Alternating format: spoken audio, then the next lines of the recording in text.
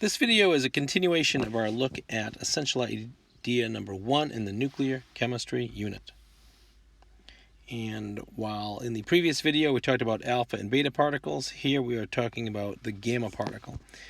There are a couple of images to talk about, and there are a couple of equations for you as well. So gamma is not a particle of matter. It is a particle of energy, and that's really worthy of its own study. Gamma is part of something called the electromagnetic spectrum, which includes light, which includes microwaves, which includes radio waves. All those are forms of electromagnetic radiation. It would be a great topic to look into and study. We're skipping over that broader study and just appreciating the gamma radiation. If you think of it on the electromagnetic spectrum, it's the waves that are highest frequency and therefore highest energy. Now, in addition to being modeled as a wave, this gamma radiation can be modeled as a particle.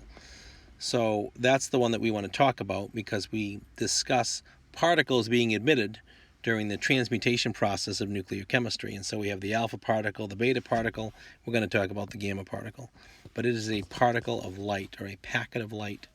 And it's often associated with the other emissions, which is perfectly illustrated in this diagram right here, which shows thorium-90 and some decay event. This is called the parent nucleus, so this is where it all starts. We have the decay event. This nucleus, this particular isotope, was unstable. It had an unstable ratio of neutrons to protons, so it makes an effort to achieve the stability. This one does so by beta decay. For beta decay to happen, a neutron transforms into a proton and an electron. So the proton part stays in the nucleus and goes to changing the atomic number of the original nucleus. The electron gets ejected, and it's called the beta particle. But then we still have this energy buildup within this nucleus. And so by the labeling here, it talks about the nucleus de-exciting. So it's going to lose that excess energy. And it does so in terms of a pure energy release. So this is a pure energy release. That's what the gamma wave, or what we're calling the gamma particle, is. So we go from an excited nucleus here down to the actual now stable daughter nucleus. That's also shown visually here in this lower picture. This part going from the unstable to the stable nucleus, that is specifically just this part of the above equation. So this is just the gamma being released. In this part, we don't have any particles coming out of matter. The electron or the beta particle left in the previous step, or perhaps the alpha particle leaves in the previous step. And now we have that excited and unstable nucleus just losing that excess energy. That energy comes out in the form of a very high frequency, high energy gamma wave, and we're modeling it as a particle of energy called a photon. So this is the gamma photon that gets released. How do you see it in equations? This top one's good because we see both the beta particle. This particular equation, the thorium transmutating into protactinium, that's what you're seeing in this first diagram right here, over here. So the thorium starts, it's an unstable nucleus. It has an unstable ratio of neutrons to protons, so it makes some effort to achieve a stable ratio of neutrons to protons. It does so by ejecting the beta particle, which you see here. And then what you're left with is that excited nucleus, and still has the energy to release, and it releases that in the form of the gamma particle, which is what you're seeing there. Okay. And at the bottom one, it's a similar gamma radiation that was part of a broader event of an alpha particle release. So gamma is often associated with the release of the other traditional particles, gamma being a particle of energy that goes along with that.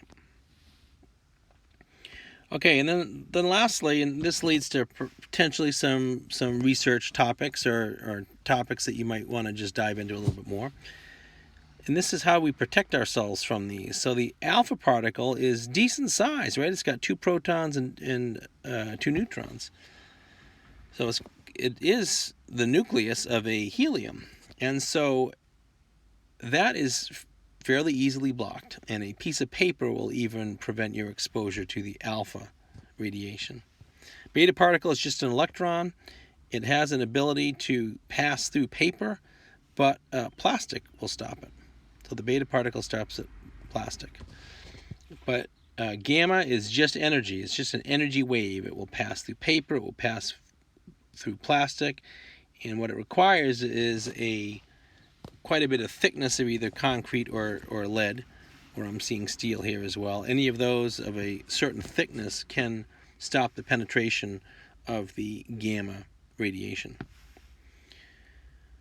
So from a penetration standpoint, alpha gets blocked first, beta second, gamma third.